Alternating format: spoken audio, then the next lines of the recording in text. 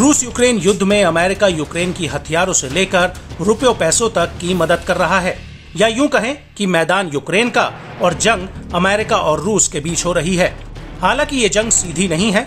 America Ukraine को सैन्य मदद के जरिए ये युद्ध लड़ रहा है, लेकिन इस सैन्य मदद को लेकर पुतिन बार बार कह चुके हैं कि अमेरिका अपनी सीमा लांघ रहा है, जिसकी वजह से नेटो या अमेरिका के साथ रूस का सीधा युद्ध हो सकता है। रूस का कहना है कि अमेरिका यूक्रेन को हैवी हथियार देकर यूक्रेन युद्ध में सीधे अपनी भागीदारी बढ़ा रहा है, जिसका अंजाम परमाणु तबाही हो सकती है। लेकिन रूस के लाख चेताने के बावजूद अमेरिका ने दो टूक कह दिया कि वो और उसके सहयोगी देश आखिर तक यूक्रेन को मदद जारी रखेंगे। हालांकि पिछले 1.5 साल में रूस नेटो और अमेरिका पर आरोप लगा रहा है कि वो यूक्रेन युद्ध को लंबा खींच रहे हैं, और हाल ही में रूस ने अमेरिका और ब्रिटेन पर क्रीमिया हमले का आरोप लगाया था। रूस ने कहा था कि अमेरिका और ब्रिटेन के खुफिया विभाग ने सैटेलाइट जानकारी से यूक्रेनी सेना को रूसी सैन्य अड्डे की जानकारी दी थी, जिसके बाद यूक्रेन ने क्रीमिया पर एक बड़ा मिसाइल हमला किया था।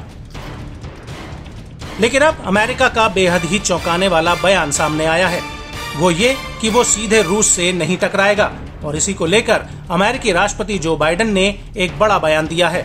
दरअसल अमेरिकी सेक्रेटरी एंटनी ब्लिंकन ने राइस यूनिवर्सिटी के baker institute for public policy में इसको लेकर एक बड़ा बयान दिया है। ब्लिंकन का कहना है कि युद्ध के पहले दिन से राष्ट्रपति जो बाइडेन के मन में 2 नॉर्थ स्टार थे।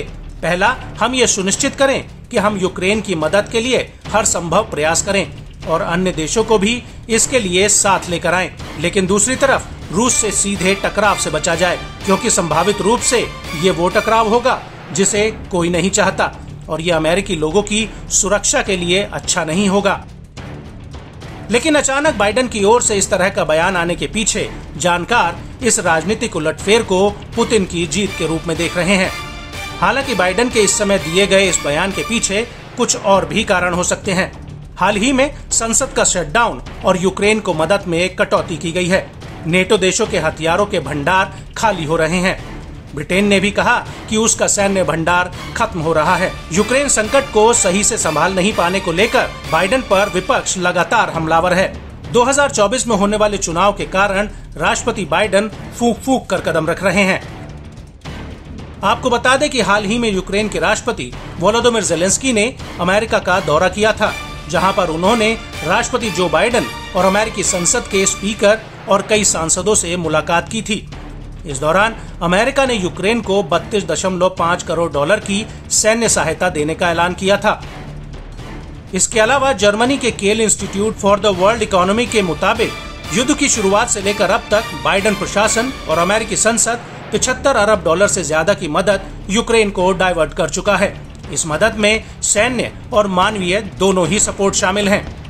इसके अलावा हाल ही में अमेरिकी संसद ने यूक्रेन को सैन्य मदद जारी रखने के लिए एक शॉर्ट टर्म फंडिंग बिल भी पारित किया है, जिसके चलते नवंबर 2023 के मध्य तक यूक्रेन को मिलिट्री मदद जारी रहेगी। अगर कुछ जानकारों की माने, बाइडेन प्रशासन पर विपक्ष की ओर से ज्यादा दबाव बढ़ा तो अमेरिका अपने आप को इस युद्ध से अलग भी कर सकता है, और अगर ऐसा हुआ तो यूक्रेन का भगवान ही मालिक है।